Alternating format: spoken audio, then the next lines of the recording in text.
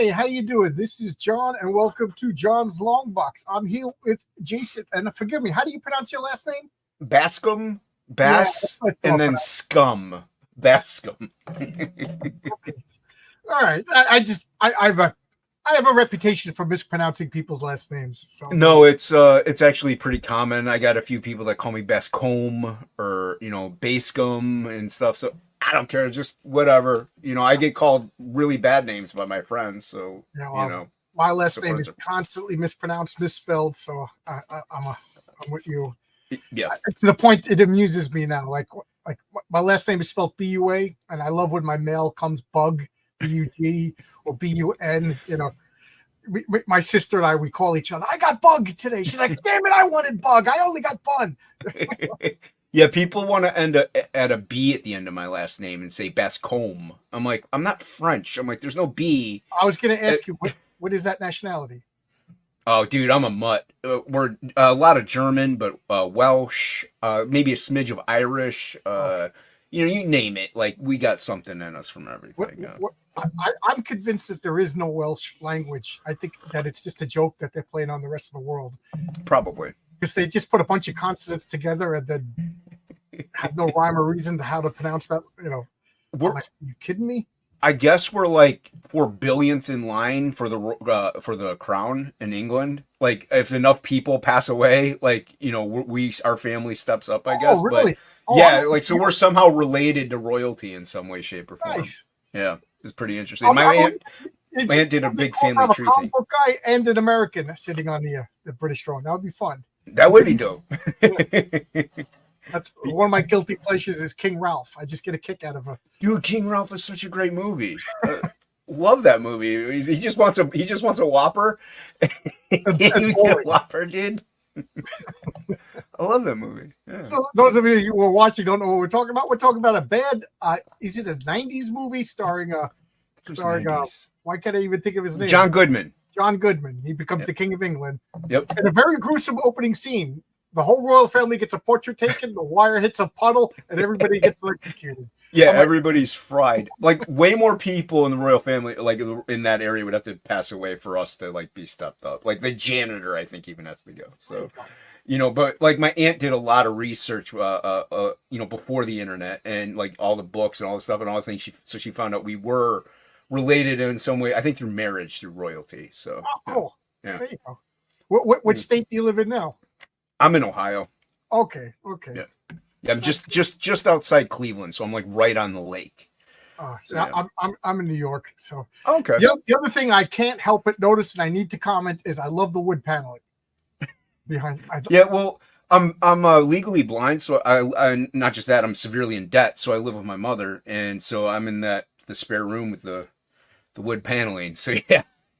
Well, I was living in Queens a couple of years ago, and I moved out here to Suffolk County, out in the middle of the woods. And I bought the house from the original owner, the guy who built the house. He was like in his 90s, passed away, and I'm the second owner. And the house has never been redone. So you go upstairs, it's all wooden paneling. Nice. It's awesome. Like my sister came over, she was just like, because she saw pictures, and she's like, "Is your house old?" Like, she got all excited because she loves, or she calls it, quaint. Mm-hmm. I'm like, yeah.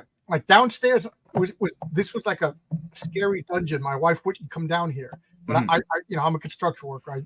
Nice. I hired a couple of guys. We fixed this all up. Down here is awesome, but you go upstairs, it's like you expect Reuben Kincaid to be talking to Shirley Jones, Mike Brady, just hanging out with leisure suits and big collars. They got a purple that I'm afraid to tear up. My friends all joke they're like, that's where Jason hides the bodies. I'm like, where you got to put them somewhere, You got to put them somewhere. You got to put them somewhere. I don't have a crawl space, so Yeah, but yeah, I just laugh because everybody's like, oh, remember the '80s, and they show like all these pastel rooms and everything like. No, 80s, right behind you, that's the '80s. Yeah, oh yeah, without a doubt. Yeah, this is total '80s right here. Yeah. So anyway, I wasted 5 minutes of your time talking about paneling. And no, man, I'll talk about anything. Yeah, me too. Believe it or not, I enjoy talking to people, and I enjoy talking to people about comic books and nerd stuff. I actually still like this stuff. I'm a weirdo. So who was it that somebody told me to reach out to you to talk to me, and now I'm forgetting. I talked to so many people. Yeah, you're a big name in the indie sphere here. Stippling Vaughn. Stippling's awesome. Yeah, Stipling's a great guy. I actually met him in person at Baltimore Comic Con, and he suggested having, I think he mentioned maybe Topicless to you. With Luke and I, we host Topicless, which happens to be conflicting with this at 9:15 on Tuesdays. We haven't missed a week. We do it every week. You want to cut this short then at like 9:10? Dude, when we're done here, I'm gonna go eat dinner. I got books to fulfill, so I might message him. He's got this is the thing, this is a great thing about Topicless is we bounce back and forth with channels. So 1 week it'll be on mine, 1 week it'll be on his, mine, his. So we bounce back and forth. And if one of us can't, because I put out a book, Luke's working on a book now. So whenever it comes time for him to promote and chill, he might miss a Tuesday. But we always have somebody that'll fill in at some way, shape, or form, or we'll just fly solo. You know what I mean? If we need to. I sent him the link to join us if he wants to pop in.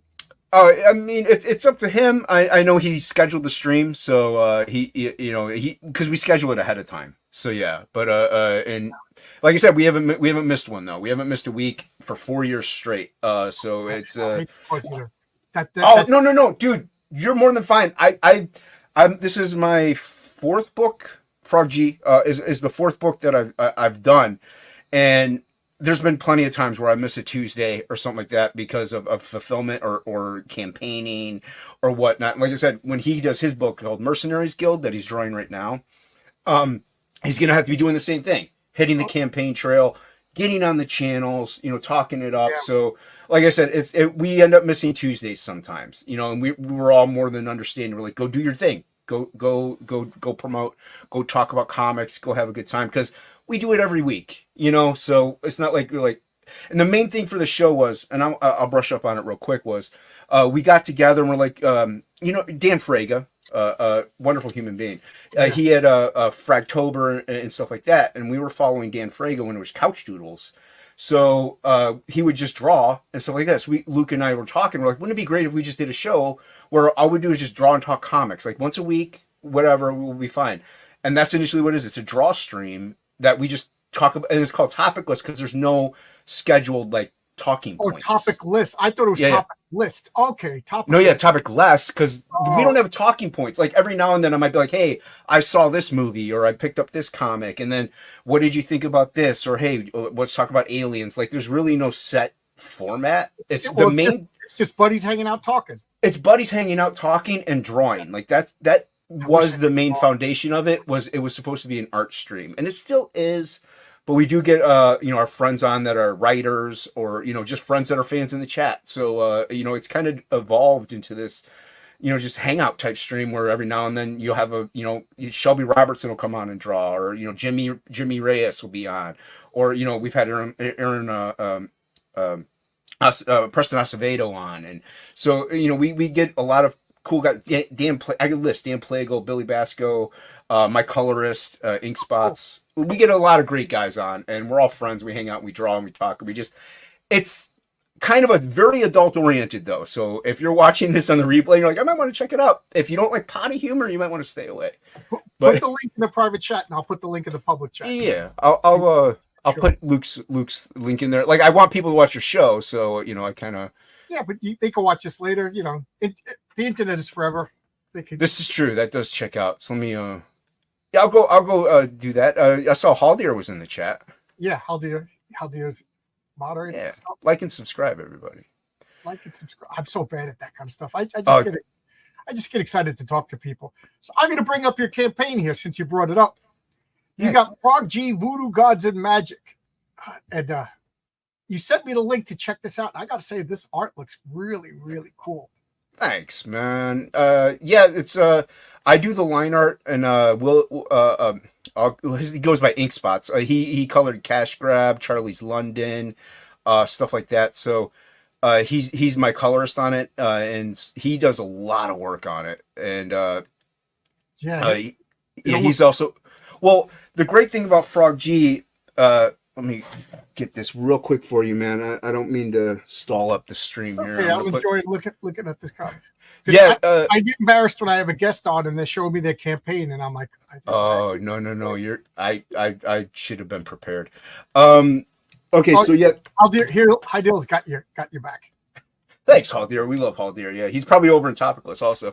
No, the great thing about Frog G is that the lore behind it is amazing because Frog G is a mod and link dropper in a lot of chats. So I had a book called Absolute 2. During that campaign, there was a tier where you can back it and get drawn as a trading card, and I'd have Dungeons and Dragons stats on the back, so you could play as that character in Dungeons and Dragons and stuff like that. Oh, that's cool. Yeah, it's dope. I had a couple of those, and my first campaign had that stuff too. Irene does it with Fiendish, where she has another D&D role playing type game in there. I'm going to show you Pathfinder. See, here's the card for my campaign. Nice. That's the patriarch. And then on the back, it has his stats for. There you go. Nice. Yeah, I think that's a cool thing to do, man. Yeah. We're all nerds. We love that stuff. So you in Absolute 2, you backed that tier. I had 2 of them. Global Frequency had backed a 1. He became a dragon. That I drew it. That card was colored by Matt Yackey.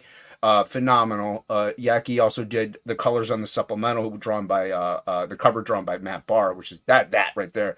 So that's dope. But anyway, yeah, Matt Barr drew that with Matt Yackey on the colors. So good. And then and then I'll get to the supplemental because Inkspots drew the supplemental. I inked it, so we flipped. But so yeah, Frog G backed that trading card, and he became a card that I drew up, and then Inkspots colored it because I always wanted to work with Inkspots because I saw his colors on a bunch of stuff, and I'm like, I love the way he colors, and he just crushed it out of the park. And whenever I showed it online, I posted it, and all the comments were, "When does this comic come out?" I'm like, well, no, this was just a tier. So this book came about because of a fan in the chat backed the campaign, and the fans demanded the comic. So that's what's also one great thing about Frog G is the lore behind it is wonderful. So and then I got a lot of my friends together and we all drew stuff for it and stuff like that. So yeah. So do you remember? I can't remember the name of the artist, but the Rat Fink that was Rat Fink. Yeah. Barr killed it. Barr killed it on this cover, and Yackey got those colors in there. It's gorgeous, man. It's really good. Yeah. This reminds me of the 70s underground comic scene, and I love Matt's work. Matt's doing a page for my comic too. Oh, nice. Oh, you won't be disappointed. Oh no, I asked him months and months ago, and then he's like, okay, I got it, and then we didn't talk for a long time, and I don't want to be a pest. I'm like, I get it. No, I don't. I'm the same way. I don't like pestering. I gotta ask him. And then he must have been telepathic. He sent me the finished art. I thought we were still gonna. And I'm so glad I didn't interfere. It's better than what I had in my head. He was so. You're right. Well, see, that's the thing. Well, also Matt did the logo for Frog as well, but Frog G the logo. But that's a great thing. Like we asked him to do this. He sketched something up real quick, and he showed us the layout. And we're like, dude, that's perfect. It was a one and done. We didn't even have to. And then we sent it over to Yackey, and Yackey just sent us the product. He's like, what do you think? We're like, this is insane. This is crazy good. So yeah. So that's the supplemental on the book. But so the story about Frog G is he's a mechanic. He's a regular Joe dude, and he gets cursed by a voodoo priestess witch and turned into a frog. And then he gets sent on a quest by Death to kill a god and win back his humanity and get back to his fiance. So it's a fairy tale kind of epic story. It's a lot of fun, and I'm in the middle of fulfilling it right now. I was waiting on the supplemental to get printed. I just got it a few days ago, so we're right back into fulfillment. So people, if they back it, they're going to be getting it very soon. So Inkspots and I are already working on Frog G2. So nice. We're hitting the ground on this thing, man. And you got a lot of stretch goals on this stuff that ad hoc art. Adam Hock Hockey. He drew that, and Dan Plagle drew that. Inkspots colored these. So Dan Plagle drew that one, Boob Dan Art. A lot of my friends, like Luke Alietta, the guy that my co-host on Topicless, he did a trading card. Shelby Robertson has a trading card. We got bangers on this campaign. Irene Strakowski did a variant, and cool. Billy Basco colored it. So, like I said, nothing but bangers on this campaign. It's a lot of fun. Oh, it's so great. This has been a really fun project. And like I said, Inkspots and I are working on the second one now. There's going to be 3 of them. And then when we're done, we're going to swing back into our own stuff because I got absolute. Inkspots is going to be putting out a comic called Metal Mayhem Rock Boy. He's got plenty of other plans too. So, we aren't just pigeonholed with Frog. And by the way, Frog G is not because of Cyberfrog. Frog G, the guy, he got his name in the Navy years ago. So before he was based on a real person? Yeah, well, yes and no. The name is based off of Frog G, the real person. And like I said, when he backed that one tier, I sent him the preliminary line art, and he's like, "Oh, that's dope. That's really cool." So we collaborated on that. So Frog G is a co-creator, and then I sent it to Ink, and Ink colored it. So, cool. I was wondering because there seems to be like a lot of Frog comics lately. So I was wondering if you're mentally happy accident, man. It's like I said, the story is the way Frog G got his name because he's a mod in chats, been for years, slings links and stuff like that. But I was in the Navy years and years and years ago, and then they were at a pub or a bar or whatever before they were about to set off on whatever. I'm not a Navy person. I don't know what they call it, but before they go out to mission, let's say. But they were all in a bar and they were toasting, and one of the guys said, "Tomorrow we slip havoc and let loose the frogs of war. Frogs of war. We croak havoc and let loose the frogs of war." So everybody then got designated a letter, and he got designated the G. So he's Frog G. Oh. So yeah, so that's like I said, a lot of people who see this, they think, oh, because of Cyberfrog, you got a frog book. And I'm not knocking Cyberfrog. I have a bunch of Cyberfrog stuff. Yeah, I got everything by Cyberfrog. It's so good, dude. Ethan's art is fantastic. But this came about, Frog G came about because of the Navy, like years ago. They're not tied at all together. So yeah. Okay. So I'm looking at your tiers over here. Oh yeah. We got a few $85 tiers for everything. Yeah. With that, you end up saving money. Because if you backed all the covers and stuff separately with the shipping, it's way much more. So we bundled all that together with the covers. Yeah. Okay. The beanie cap. Yeah, there's a beanie. Yeah. That was a pain. We're not doing that. This is the standard cover. That's the standard cover right there. Yeah. I got it back. I get the standards of everything because I back so much. I can't afford to back all. I get you, dude. I get it. I used to back high, but times are tough, so I'm like, I'll get just the $25. Yeah. I'm 5 weeks without a paycheck, man. You know what I mean? Yeah, exactly. So you got to be really picky about what you pick up. I get it. We were talking before we went live. I'm turning into a disgusting blob. I'm not working. My wife's working from home. We don't have a car because I crashed the car. And last night I went to bed at 10 o'clock because my wife's like, we got to get up at 10 for the doctor. So I slept for 12 hours, came home from the doctor's appointment, and went right back to sleep. I only woke up like 2 hours ago. I'm a disgusting lazy potato right now. Well, the thing is, you have an injury with but at least I'm not spending money. That is true. But like I said, with an injury, though, there's the recovery time. So there's downtime. So what's important is the physical therapy that goes along with it, and then also maintaining that afterwards. And then, like, I tore my rotator cuff last year, and I got a long time to heal. Yeah, and I had surgery on it at the end of June, and so I pumped out these pages before then, and so I was recovering for 6-7 months, and I've been hitting the gym ever since also because I do try to maintain some sort of exercise in a way. Did you injure your arm that you draw with? Yes. Oh. That's why I had. Well, that's the thing. We were in the middle of doing this, and I had like the beginning of the year, I hurt my arm, and so it took forever because of workman's comp because I have a network.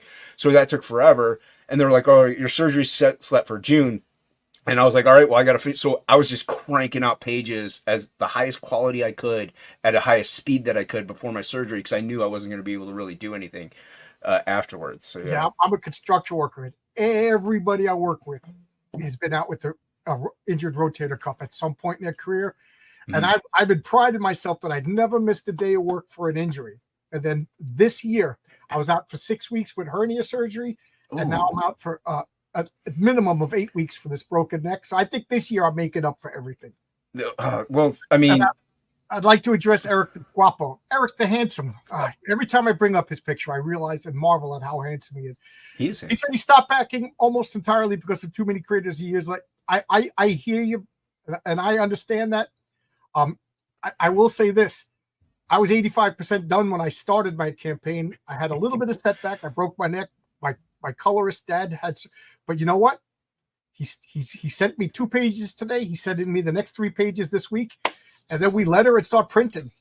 I'm ready to go. That's dope. Well, and like Eric, he does have a great point. Even us, we were late. Like we were several months late, but and I say this to a lot of people. One, if you're transparent about it, I think people are pretty understanding. Correct. Not only that, you broke Ink Spots broke his neck. Actually. Oh, really? I didn't know that. He's like an injured cast. You know what I mean? So he's a plumber, and at one point he fell into a ditch. Oh my God. He fell into a ditch like head first, wherever. He could have even drowned, but he thought he was fine. So for a long time he was working. Then all of a sudden he started developing like blood clots, and all of a sudden he went to the hospital. Here he broke he broke his neck.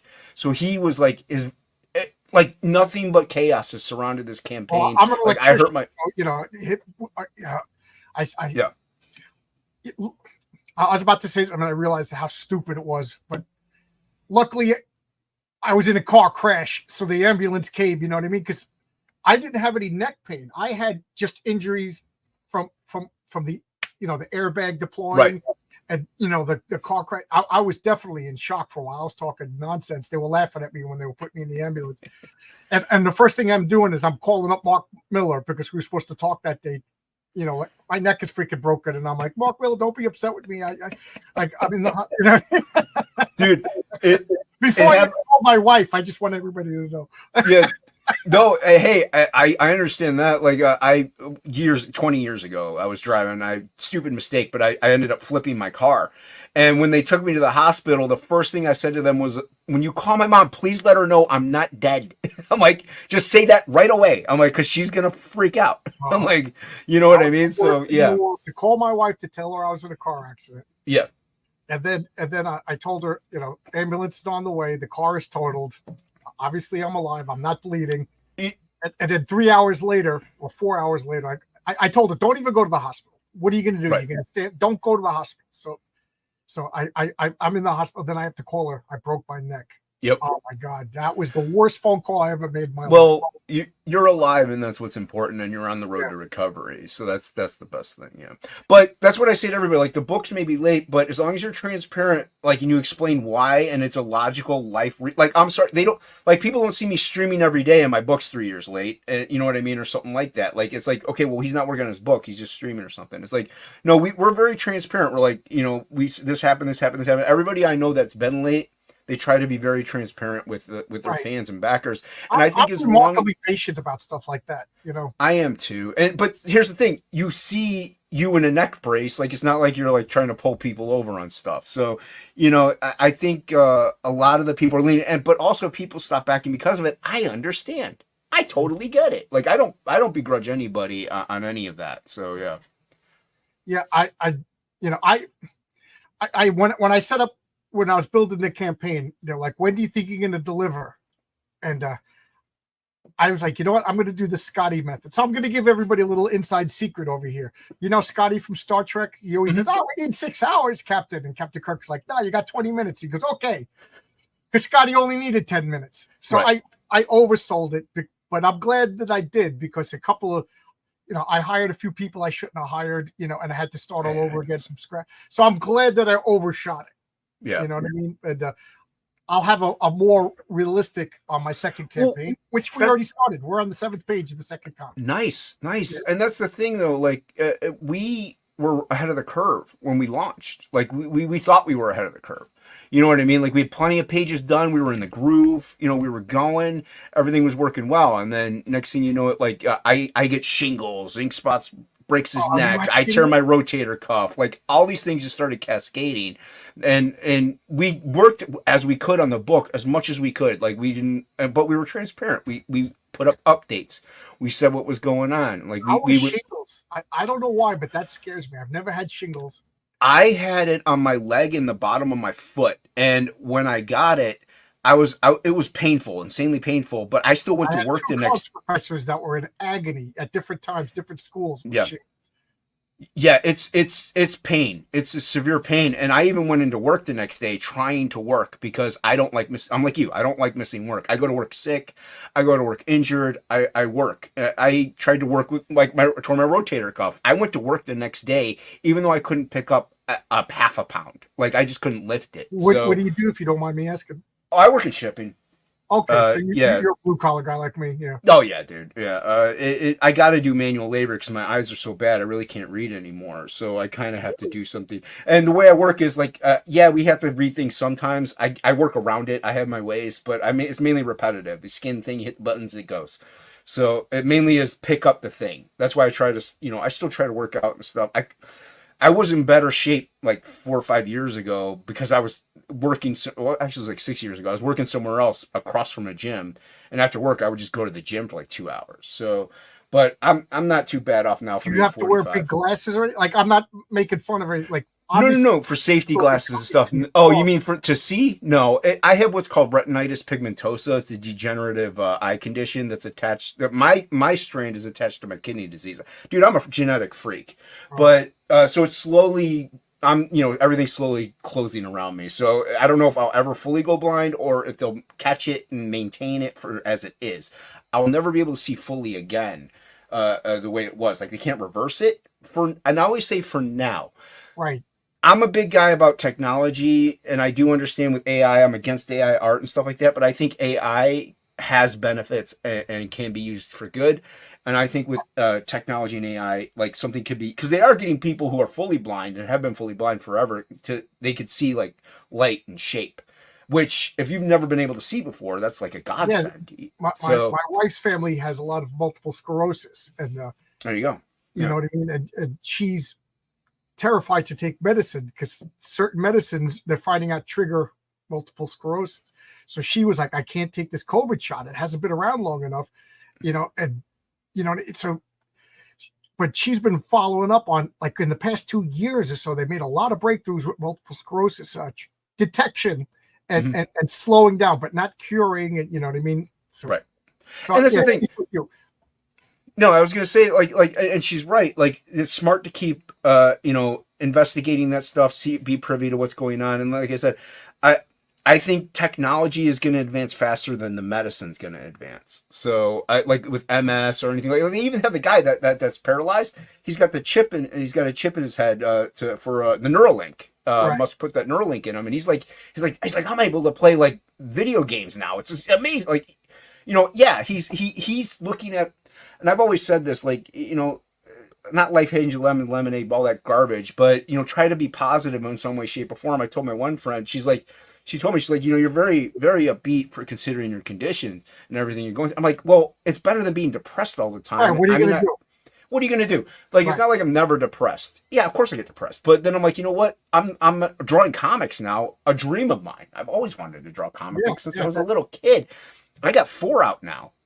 So I mean, I'm doing the thing. I know maybe I'm blessed that I don't have like a chemical depression or anything like that, but I tell people depression's a choice, and I'm sure somebody in the chat's going to get offended by that. I don't mean to be offended, but I'm talking like the average, you could be because I was an angry, miserable person. I'm going to say for a long time. And then one day I said, what the life just goes on and I'm miserable. So I just started, right. I'm going to just be happy. It was literally like a light switch. I'm going to be happy. And it's been about 15 years. I'm laughing at everything. Nice, man. I got the Gene Hackman thing going on. 98 years old. No, well, that's the other thing. I mean, it also you said, don't be depressed, comics mate. Don't be depressed. Oh no, Dean, no, don't be depressed. We love you, Dean. Dean, be happy that we love you. But no, that's the other thing. Like, and I do say, like, an average Joe, I don't know how they feel, but I'm sure if you get bummed out, like, I love exercising. To me, it does help. Like, if I go to the gym and I start hitting the weights or something, when I'm leaving, I feel better. I just feel better. Like I do. I'm angry all the time. I told my one friend, I'm like, I'm constantly angry just because, it's just when you get older, you do tend to get grumpier in general also. But, I read 15, 20 years ago that they say that men are the happiest in their 50s. And I was like, that is just grade A bullshit. You know what I mean? Yeah, Because that's not when I accurate. read that, I was probably like 32, and I'm like, yeah, right when I'm old and fat and miserable and bald. And but now I'm 56 years old. I've never been happier. Well, No, yeah, I'm, I I'm guess it happy. depends. Yeah, Neck brace and everything. but that's the thing. Also, I think also because I'm 45, so I'm middle aged. But I think also the older you get, the more you're like, I don't care anymore. Right. Like, this That's doesn't bug me. That doesn't bug me. right. But and the same thing with the ailments. Like, they do get to me from time to time, but I'm like, you know what? I live with it. I have no other choice but to live with it. Right. So I might as well just live with it. Yeah, why be miserable? I still collect comics.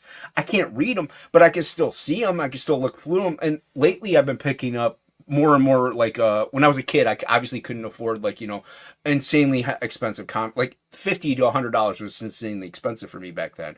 Now I'm picking those up. So like I'm picking up like the Dark Phoenix saga. I'm picking up I'm picking up all the old Grendel books that I wouldn't have been able to afford, and just saving up or doing something like putting little payments here or there, doing whatever I can to get them. I can never do it before, but I can still flip through them, look at them, and appreciate them for what they are. Even though I can't read them right anymore, I can still be like, I have this now. I now have I have the Wolverine limited series. I never had it as a kid, never. So now and plus it's signed by Claremont now. I mean, yeah, it's so dope. So I still.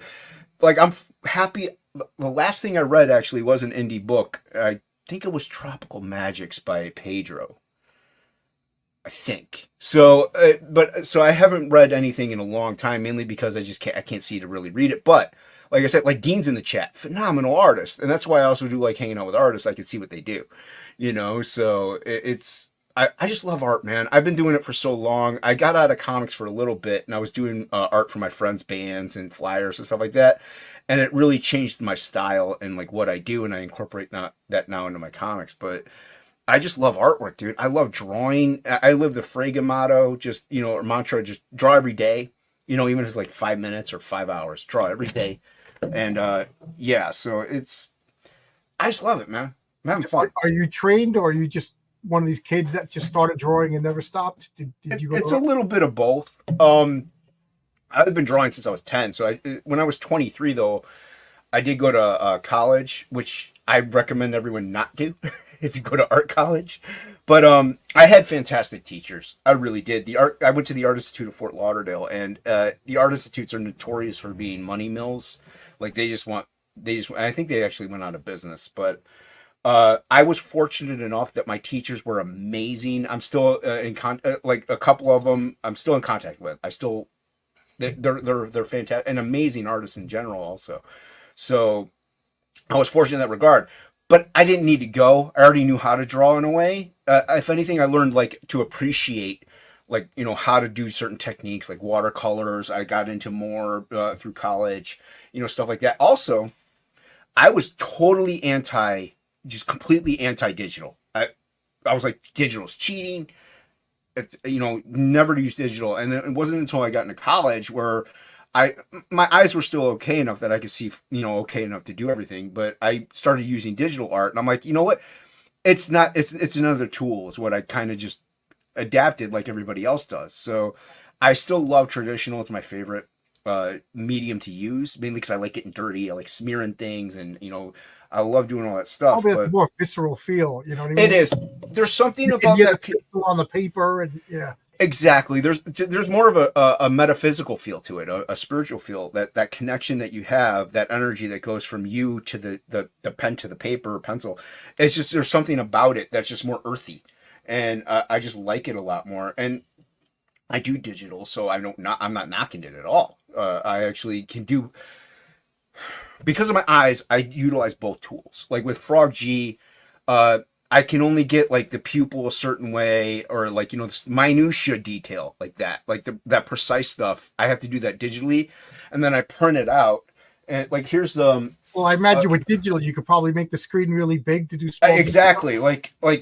This is kind of like this. This is a piece that I'm working on but you can see. Here's some of the just line art right here, and I'll go in and I'll just add all this cross hatching and stuff to it. So it's an original digital because you can't replicate this, So I'll add I obviously drew his iPhone, but little itty bitty pupils on a human or something, like I have to do that digitally.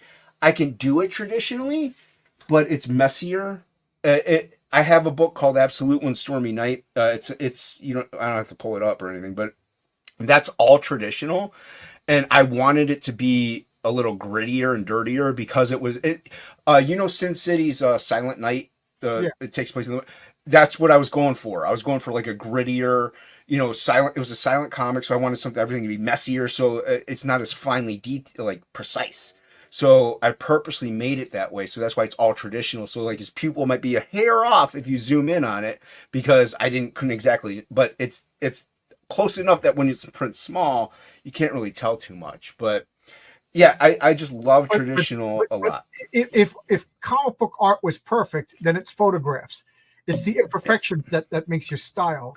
Like I as much as I love John Byrne, you could find little errors and mistakes and stuff, but that's part of the fun. Those are John Byrne's mistakes. I think George Perez makes different mistakes. I'm not a huge fan of his art. I like his energy, but I think Liefeld said the imperfections are what make the piece identifiable, and I agree with that wholeheartedly. Yeah, and that's the thing with the AI stuff. Like if you tweak it so it's so perfect, and it's like then it just looks plastic at that point. I love Alex Ross, but his stuff even still looks like it's. I like Alex Ross because it looks like my uncle dressed up as Batman.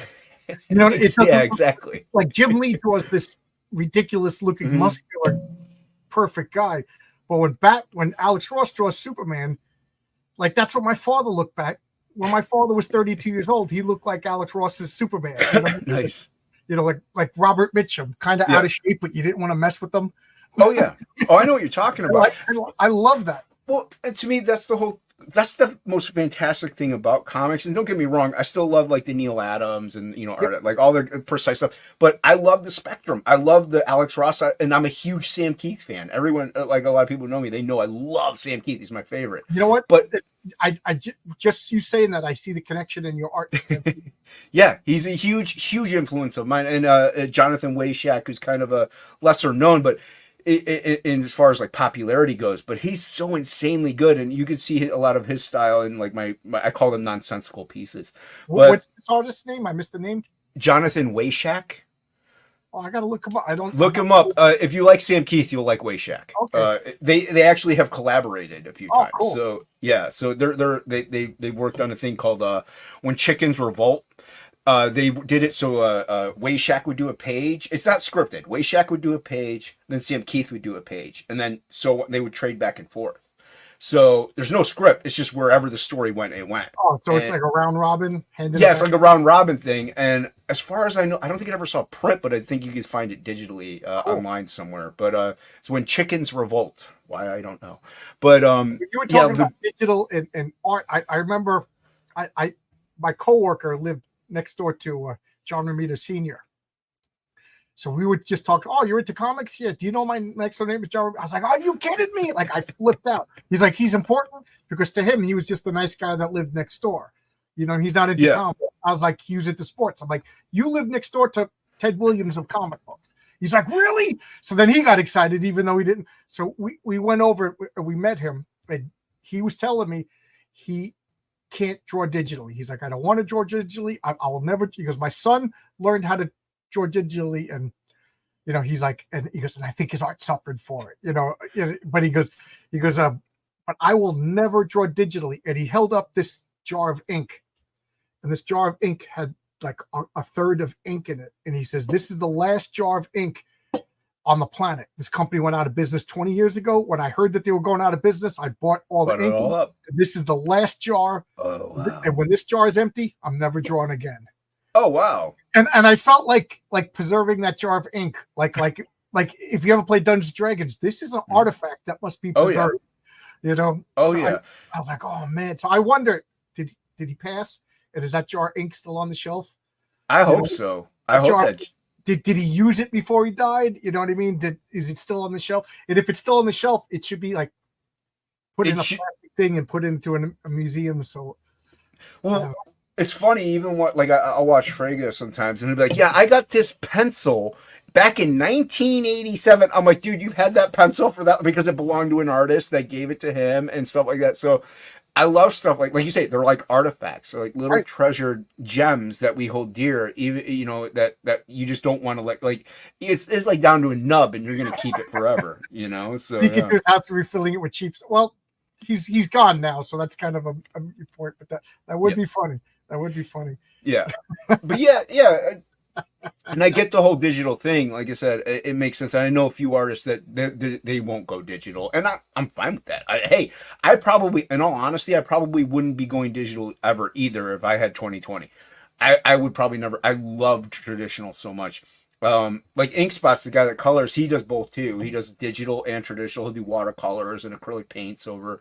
He'll print out a Frog G page, and we have like 7 or 8, I think, traditional colored Frog G pages. So he'll print it out on watercolor paper, let the ink dry, and then he'll go in, watercolor it, maybe add a couple embellishes in Photoshop, but aside from that, it's like so yeah, I think as artists, we grow up, at least our age anyway, and maybe in the people, if you're growing up in your 20s, you might stick to just digital only, but I think with our age, we love the traditional so much because we grew up with it. Like Right. we grew up with the technology. We didn't grow up because of the technology. So I remember like when I started hearing that artists. I think I'm I'm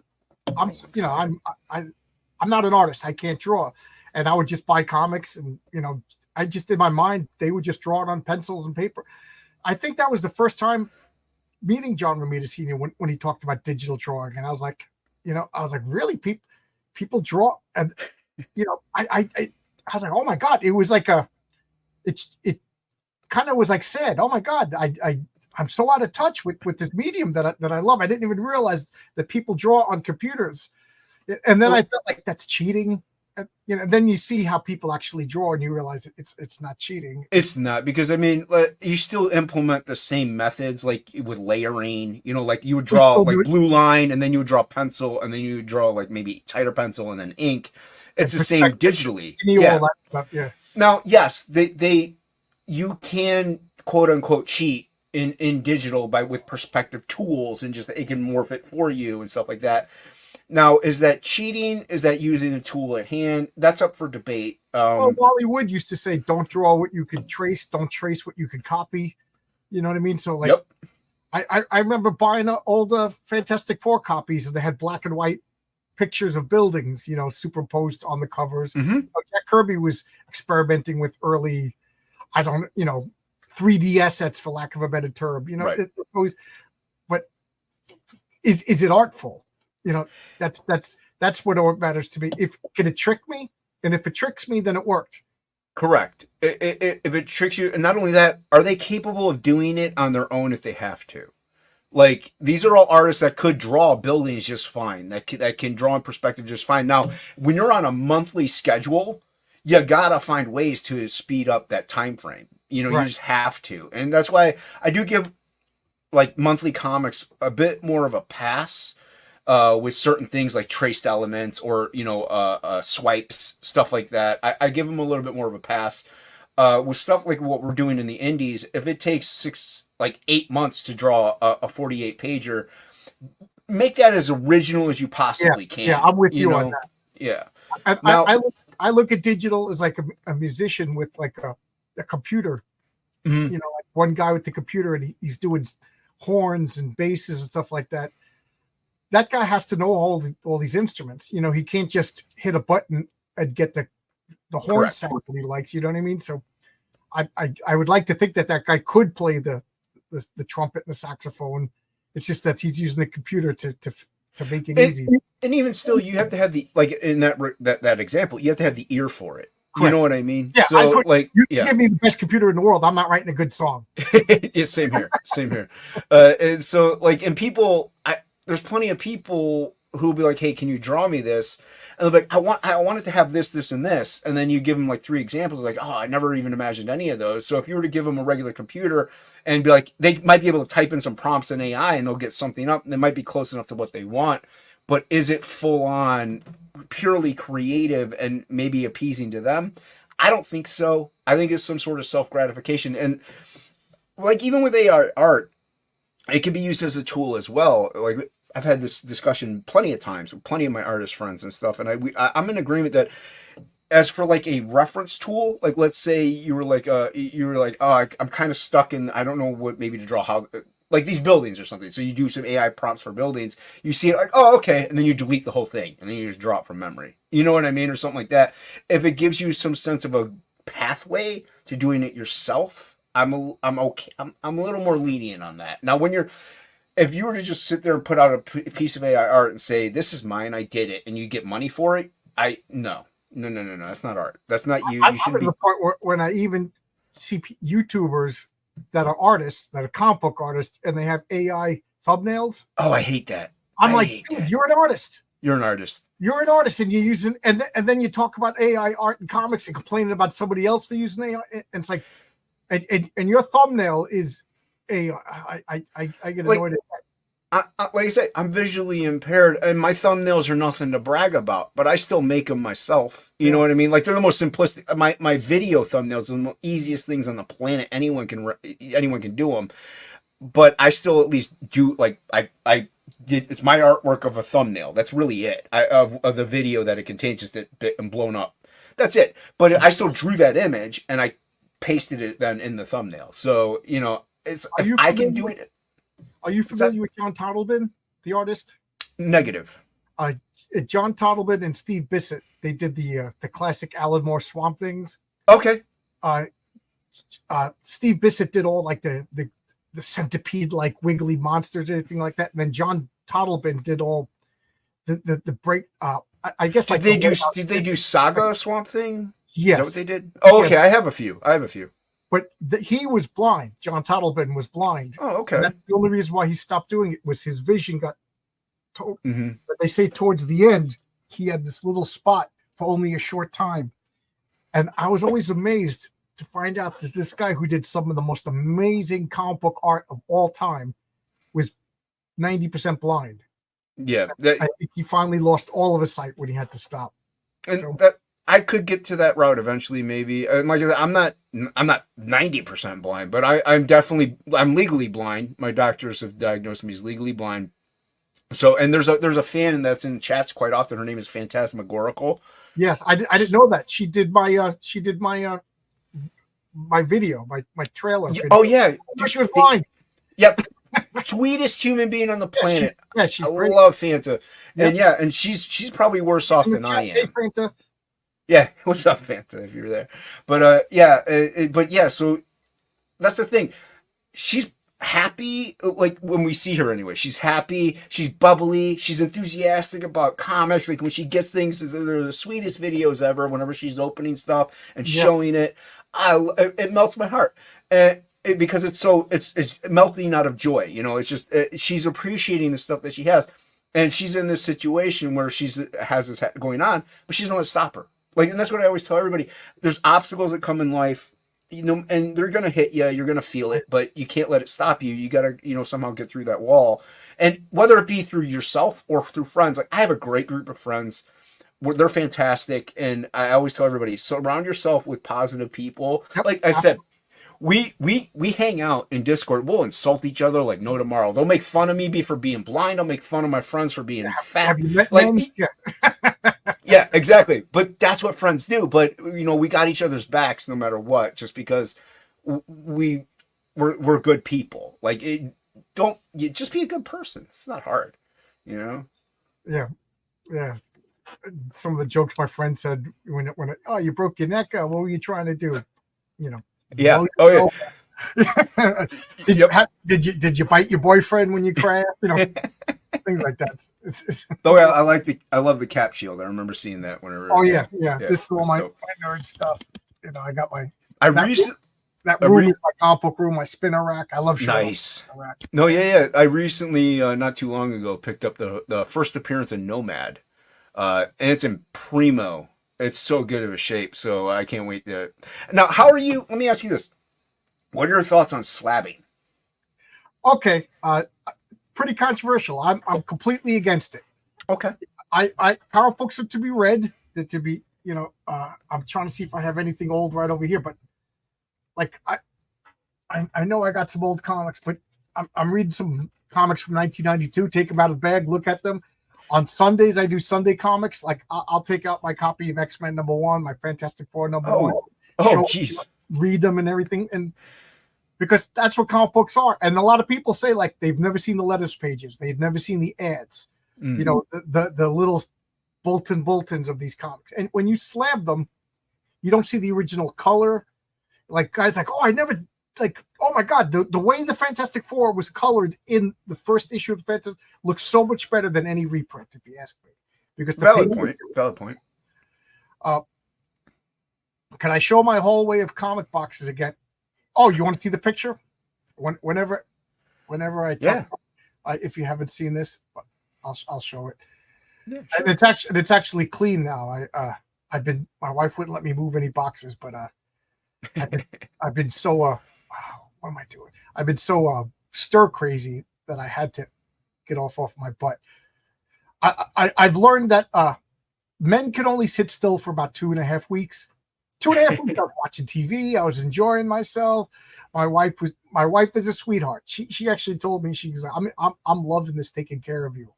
You know, so I was like, you know, but after 2.5 weeks, you're like, I got to do something. I went out in my backyard and I took my chainsaw and I was doing the hedges. Nice. So I finally cleaned up my comic book room. Oh yeah, look at that. That's awesome. Yes, that's my comp. That's right behind me. Nice. Yeah, that's cool, man. Yeah, I like the shelving. Yeah. Yeah, I'm real proud of myself. I went in, you know, when I bought this house, this was an unused dungeon. I don't know how this guy raised 6 kids in this house and didn't finish this basement. There's 3 bedrooms upstairs. You know, my bedroom, my wife and I's bedroom, another bedroom that she uses for a work office, and a tiny bedroom that looks like where you are right now with wood paneling. Mm-hmm. We got a futon and bookshelves, you know, and that's the cat's bedroom. They like to lay there. They clean up. But how the hell did this guy raise 6 kids? It must have been in and out of the house, because this basement, there was a rug and there was a cardboard walls that just, when I came down here, the lights were broken, the cardboard walls. I put my nose over because I'm remembering the musty stench. Oh my God, it was terrible. And my wife, when she started coming down, she hit a cobweb and she went upstairs. She's like, you can have, she didn't even see. And I'm looking down here with the light on my phone, and the real estate agent was like, she's obviously never been down here before because she didn't know this house existed. She was just like, oh, this, because I was like furious. I was like, the house has to have a garage or a basement, or I don't want the house. The house she took me to had neither. So I was like yelling at her. I was like, what are you wasting my time for? And, you know, I told you.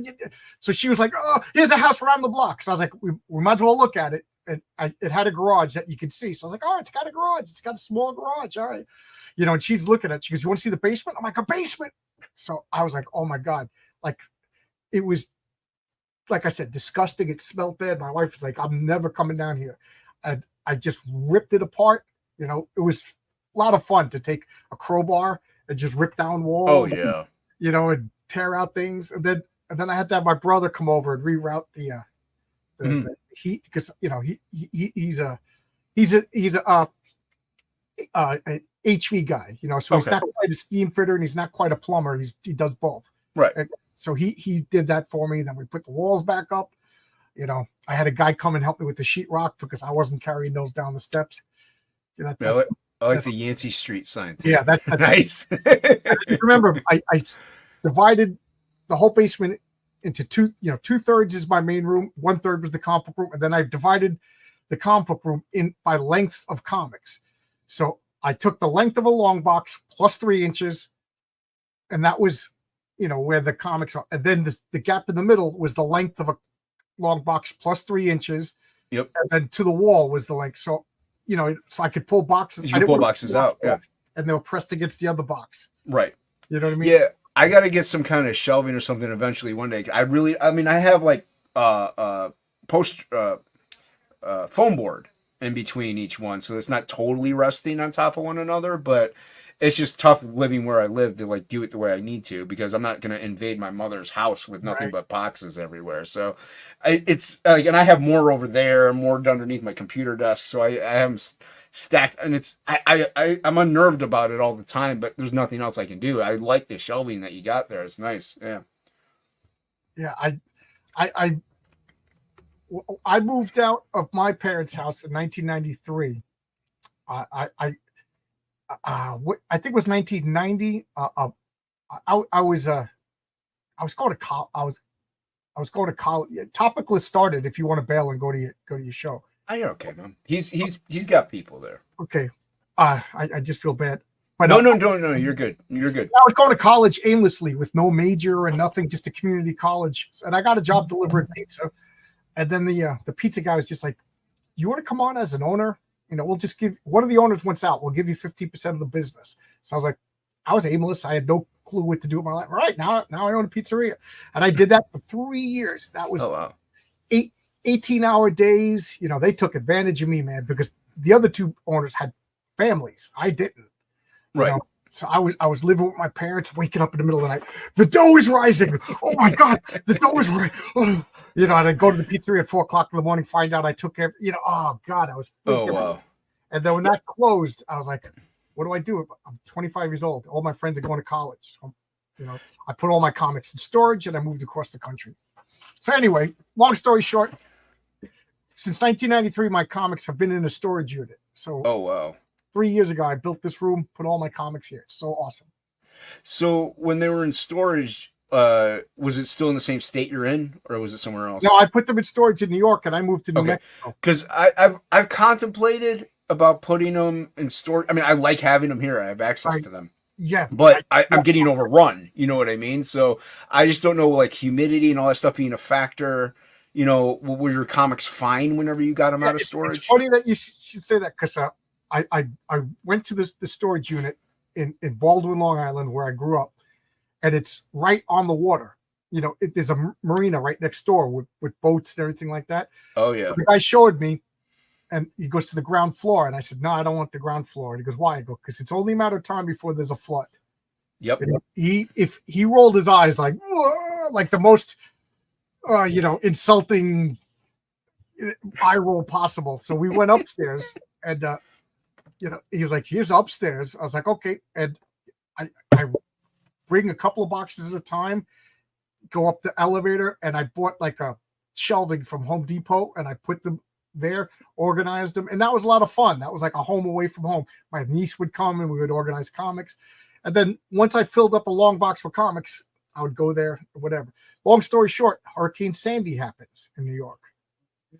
Baldwin, Long Island was 8 feet underwater. My brother's house was destroyed. My sister's house was destroyed. My other sister's house wasn't destroyed, but it had water in it. My other brother's house was filled with water, but not destroyed. So I was called up the storage unit, and nobody was answering the phone. On the news, Baldwin, you couldn't go into Baldwin unless you could show a driver's license, because it was like declared an emergency. And I'm like, I don't have a comic book collection anymore. My wife was like, and I'm like, what do I do? What do I do? I'm not going to still buy comics. Like if my comics collection, I'm done, cold turkey. I'm not buying. I don't blame you. I don't blame you. So finally, after 3 weeks, they finally paper towels, please. That's why I texted it to you. It's okay. Oh, okay. So finally, after 3 weeks, they're like, "Yeah, come check out your storage unit." And when I got there, there was dumpsters all over the place. There was literally cranes taking shit out of the storage. And I'm like, "Oh God!" Thank you. And I saw that one guy who rolled his eyes at me, and he's like, "Yeah, you have to use the stairs. The elevators are destroyed. We had 10 feet of water in here." I'm like, "Oh God!" I'm like, "Well, I'm on the second floor." He goes, "Oh, second floor is fine." And I went, "You rolled your eyes at me," and I went upstairs, and I joked. The downstairs was like swamp thing. There was literally mud in the hallways. Oh, geez. There was guys in hazmat suits, because who knows what people even have in their storage unit, walking through. Yeah. And then I joked. We went upstairs. My wife said she saw a unicorn go running by and a butterfly. Comics were fine. And then I forget, the other hurricane came, and it was like more rain damage. The wind was big, but it wasn't a flood. So I'm like, is this where it's going to get destroyed, where it's going to rip the roof off? It was fine. So 2 hurricanes, but I, can't push my luck any further. And then last night, there was storms here in my town so bad that the duck pond down the road overflowed and blew out the road, and a bridge got knocked out. The emergency crews were coming out. Cars were getting flipped over. And I'm like, I think that's why I slept for 12 hours today, because 2 nights ago I was like coming stressed down out. every 2 hours. But everything's fine. No, yeah, I was gonna say here, wasn't that long ago. I think it was like a week or two ago. We actually had like 4 tornadoes, which is weird for Ohio, especially. Michael, so, I mean, thankfully, like, you know, they weren't severe, and none, our area really didn't get, you know, any damage or anything like that. But that's something I always dread too. Is like, what if something happens? Like every now and then, because mother opens the window and my coffee warmer, I have a coffee warmer right here for my coffee, and I have 2 long boxes like right here. They got my X-Men and everything like that. And she'll open the window and like it'll knock over the coffee cup. She's like, "Oh, I knocked over your coffee cup on the." I'm like, "It's coffee. It's on a long box. It's not going to seep through the cardboard. Even if they're bagged and boarded, they should be good." I'm like, "Don't worry about it. I'm sure they're fine." But my long box smells like coffee, which is nice. Yeah, all my comics are bagged and boarded. So I don't know. Well, yeah. Can anybody? We got a bunch of people in the chat. Like, would they be okay if they were submersed in water? You know what I mean? Like, I imagine if they got totally like over. If they're totally submersed, no. I think like if they were up to here, like I'd like to think. I would think they would be okay as long as it's a good bag. You know what I mean? Like I've had some bags that like they just rip really easily. So who knows how many, like there's any holes in that bag. You might get some damage, maybe a couple here or there.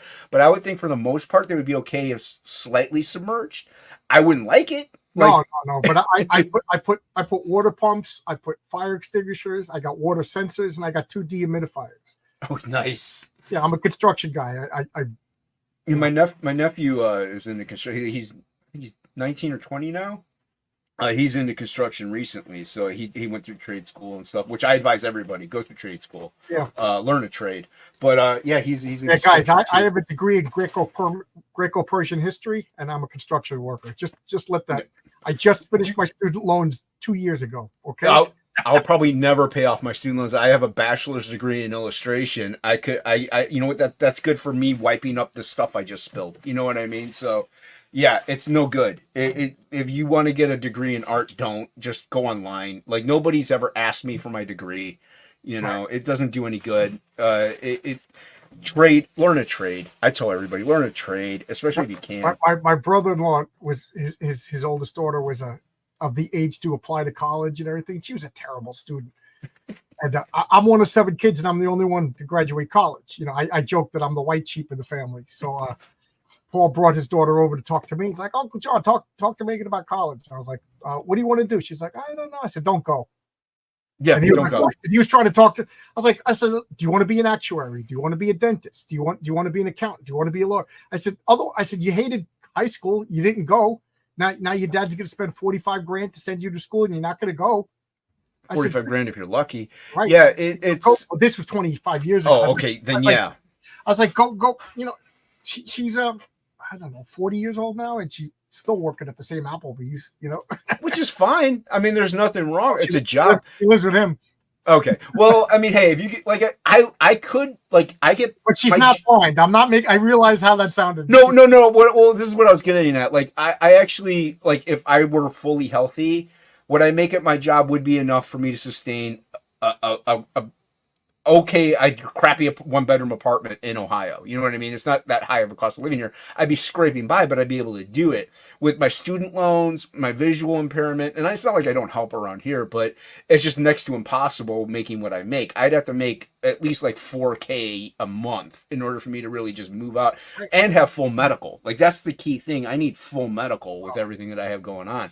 So, and it's not like I don't help around here, but it at a certain age, like otherwise, yeah, I'd love to move out. I'm 45 years old. You know, I don't want to be living with my mother, but she loves having me around. But still, I paid off my car and I paid off my wife's car. You know, we never buy new cars. We always buy new to us old beater cars. And as soon as the loan was done, I said, lower the insurance to bare minimum. Just lower the insurance, and she didn't listen to me. Thank God she didn't. You know how much this accident cost me? I don't even want to know. Well, I'm sure it's nothing, but it cost the insurance company $89,000. Whoa!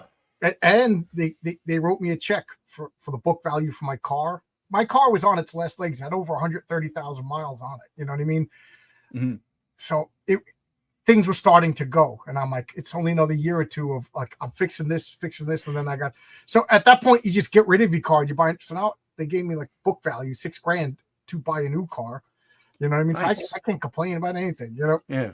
So I was gonna say, just I didn't mean to interrupt you, but Sure. like, what got you into comics? With like, considering everything you've told me, like, it's not like you have like a huge like artistic background that you got into comics because you love this. Like, what got you into it? Because you got that collection is like impressive. So what got you into I have it? 2 older brothers and two older sisters. So there was always comics in my house. Be it Okay. Archie, Fantastic Four, you know, Justice League or whatever. So there was always comics in my house. And I don't know what it was, but you know, I challenge anybody. It's 1975, and you're picking up Fantastic Four, drawn by George Perez, inked by Joe Sinnott, written by Len Wein and Marv Wolfman.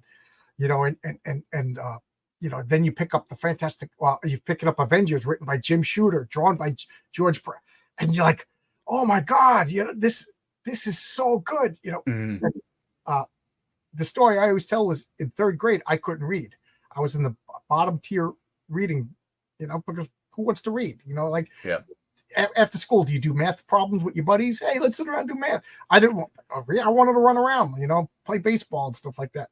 So I was in the bottom reading group, and then I just made friends with kids. These 2 friends, they would draw comic books, and they would, you know, and I was, oh, this looks so cool. And I'm drawing my own characters, and they're making fun of me because they draw Marvel and DC characters. And so they would give me comics, and now I'm like, oh, reading. Okay, now I understand reading. So I got into reading around 3rd grade. So I went from bottom reading group to the top reading group because of comics. And then my love of reading just went into high gear to the point when I was in 5th grade. I told this story many times.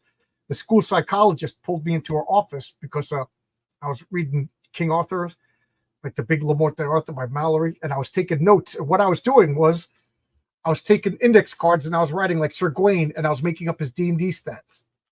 Oh, nice. So she didn't know what the hell I was doing, and I must have dropped so she had these notes, and she's like, "What are you doing?" And I'm like, And I just remember if she had said like I was doing something wrong, I was going to be done reading right then and there, you know. And she's like, "No, you're not doing anything wrong." So, you know, comics got me to read, got me to like use my imagination. From comics, got me into Dungeons and Dragons. And then from Dungeons and Dragons, villains, vigilantes, and I just love the imagination of comics. You know, if that is it, just this imaginary world that is, and I love the continuity. I love, like, I'm reading believe it or not, I'm rereading these Fantastic Fours right now because I realized I was missing a couple issues from like Fantastic Four 370 to 400. Nice, yeah. And I'm loving them because it's like all the continuity, like they're bringing back Claw, and then Claw bumps into the Sandman, and the Sandman's like, "Hey, I'm not going to let you fight Ben Grimm. He helped me out," you know. And then there's a note, Fantastic Four 140, and I'm like, "Oh yeah, I remember that issue," and you know, and all this continuity. And then while that's going on, the Human Torch is talking to an ex-girlfriend that he hasn't seen in 14 years, and I'm just loving it so much. And then Doctor Doom is still finagling the watches for cosmic power like he's been doing and I love all that stuff, you know. Nice. It's just so much fun. And that's dope. Yeah, I think actually that's how Luke kind of got into or got into more reading. Actually, they'll co-host the topic was, I think, because his dad would sit him down with comics, and that's kind of what got him heavy into comics and into reading. So yeah, it's kind of funny how that's kind of ties some things together. Well, I remember that my parents, because one of my father's friends was a professor, and he was like, comics are crap. And I think he convinced my father that I shouldn't be reading comics. And my mom said, he's reading. He's reading. You know, like, I don't know they didn't know that I could hear the conversation, but like, he couldn't read. He was in the bottom reading group, and now he's in the top reading group. Let him read comics, you know? Yeah. Yeah. I'll never forget. I confronted that guy when I was in 8th grade, you know, and I brought out The Watchmen. I was like, here, you pick out a book, I'll read it, and you read this. Why would I ever want to read a comic? I said, because you're afraid to back up, because you're afraid that this might be literature. You know, this might be something worth. And his daughter used to come into my comic book store, and she would come in, she'd be like, I had to pretend I didn't know her because she would get in trouble with her dad. And she would buy her comics, and then it was just understood. She would go into the bathroom, and then she would come out without comics. She would literally stick all the comics down her shirt and go home. But she had to sneak them in her house. That's funny. Yeah. Yeah, my parents were always supportive of our collecting habits too and stuff like that. So, yeah. I took a photography course. Nice. I went through my college pretentious artsy fartsy stage. Yeah, I mean, I think. Well, you played D&D, so you had that fantasy, like, inspirational creativity anyway. You know what I mean? So you're gonna want to like do something in that creative field, and photography is an art form. So it does make sense for you to like get into that area. So there's some amazing photographers out there for sure. But yeah, my family's been my mom, all of them, they've all been super supportive of like my pursuit of like getting into the arts and doing it as a career. It's a matter of actually getting everything to where it can be a full career is the whole point. But yeah, so she understands like sometimes I'll just hide away forever and just draw. Like they're very supportive. My family's been nothing but awesome. I want to address what Michael Bancroft says. I came out of university one step away from being a socialist. Yep. My very first time that I could vote, I voted the Green Party, Ralph Nader. Shows how I've come away. And then it wasn't until working in the real world we started seeing how things work. Especially I was a school teacher at one point, and I was like, oh my God, we got to defund the schools. We got It wasn't until I became a teacher that my politics kind of shifted to the world. Going to I don't know. I always hung out with the kind of friends like we didn't talk politics all that much. Me and my friends didn't. We talked girls and comics and yeah, it was all comics and stuff like that. Even my mindset growing up. I mean, this is me. I have like Ink Spot's my colorist. He'll talk politics all day, and he sees my eyes glaze over all the time. Like, dude, I'm lost. My whole thing is I don't know enough about it to make a fair assessment, so I kind of stay out. Like I would have to do the research. So, but like even through college and high school and all that stuff, I was just more like, let's read comics, read books. Like I read an insane amount of. Funny enough, I never read Lord of the Rings trilogy, but so good. Weird. You would think I would have, but but Dragonlance, huge into Dragonlance. So were you a D&D kid too? Also, oh, dude, D&D. We played D&D with the original Redbox. That. Me too. OG, dude. So yeah, we grew up with the. I have a shirt with that on it. Actually, it's pretty dope. But yeah. So we didn't know what we were doing. We just opened up the book. Dude, you just made it up. You made it up as you went. Yeah, it was so much fun. But I kind of stopped. I got out of D&D in like my late teens, early 20s, kind of like when I started going to bars and stuff like that. Funny enough, around the same times when I stopped getting out of comics, because I collected from the age of like 8, 9, somewhere in there to all the way to about 20 something, and I just stopped. I became a 20-year-old. You know what I mean? I did the debauchery thing. So then I got back into comics, thankfully. But in a way, thankfully, I'm actually thankful that I got into indie comics. I was always into indie stuff, but like we grew up with Marvel mainly. Like I was mainly a Marvel guy. But once Image hit, like forget about it, because we love the art, so we were following the artists. And then also I got into like the Turtles and like I said, Sam Key, so I'm delving back into old black and white books and Grendels and like the Crow, stuff like that. So that's really what I kind of got into, and eventually I just got out of it just because, like I said, I was hanging out with my friends, going to the bar, having a good time as a 20-year-old, which hey, it happens. But yeah, so I took the photography class because I was always a history major. I studied Roman history and Greek history. And you ever hang out with Odin, Dean's writer? Odin Desco? No, Odin, Michael Odin. I think he's been on my channel. Yeah, because I was gonna say, if you guys Roman history, forget about it. You guys will be talking for 7 hours. Yeah, we've been on a panel together, and we were going to set up to talk just Roman history together. That's right, yeah.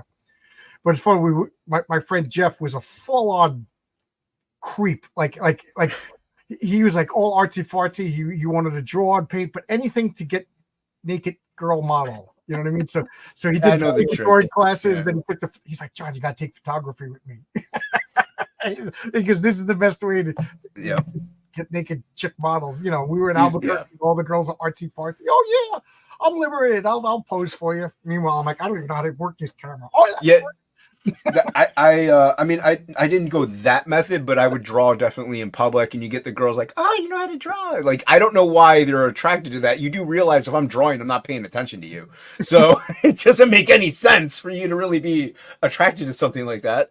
You know, I'm gonna ignore you. Yeah, girls like artists, girls like musicians. Yeah, that's the thing. Artists and you can't fake playing an instrument. No. And fake being a photographer. I did it for a semester. That's not totally inaccurate, but yeah, but you're right though. Like, music and the visual art, they kind of go hand in hand. Like, there's a lot of musicians that either write or draw or are into like comics and stuff like that, and vice versa. Like Luke, that's what Luke and I, Death Metal Hero, we started becoming friends because of music. Like, we both were into the same kind of music, so that's what made us click. It's mainly metal. I do, but I like a wide variety of things. Well, it's easier for me to name what I don't like than what I do like. I loathe country beyond all recognition. I think any metalhead does. I'm not big on jazz, and there's like maybe one or two other things, but like I love the blues, I love classical, I love rock. I'm just very picky about what I do listen to, though, is the thing. Like, I know it's blasphemy. Luke and I go back and forth about it all the time. It's kind of a running gag, and I have my reasons, but I don't like Led Zeppelin. My God. I know. See, everybody, see ya. I get that all the time. But I do have my reasons, and Luke knows it, but it's mainly the singer. I just don't like his voice. I just don't. It's a vocal thing. Rush for me. I can't. Rush is the same way. I love the band, but Geddy Lee, dude, I can't. I'm like, dude, no, stop. I just can't do it. Yeah. For me, I like heavy metal. I grew up listening to punk and classic rock with my nice. brother. You know, Led Zeppelin is still one of my favorite bands. Zeppelin and the Beatles. And that's fine. Yeah. I actually have the Led Zeppelin comic, which is funny. I cannot stand rap music. And I tried, growing up in New York, I know people are going to think I'm clout chasing or whatever, but we had over in Manhasset a big skateboard ramp. And one of the guys back, the Beastie Boys would be skateboarding with us. Oh, wow. I don't like them. I don't like their music. That's fine. That's okay. They're nice. They're cool guys, but I'm not gonna lie and suck up to them. I just don't like them. No, and you don't. But that's the thing. You don't have to. And like they're with hip hop and rap. I'm once again very particular. Like I like Tech. There's an artist named Tech Nine. I like Tech Nine. I could do some Beastie Boys, but there's plenty of stuff that I don't like. That's rap. I just can't get behind it. Like especially newer stuff.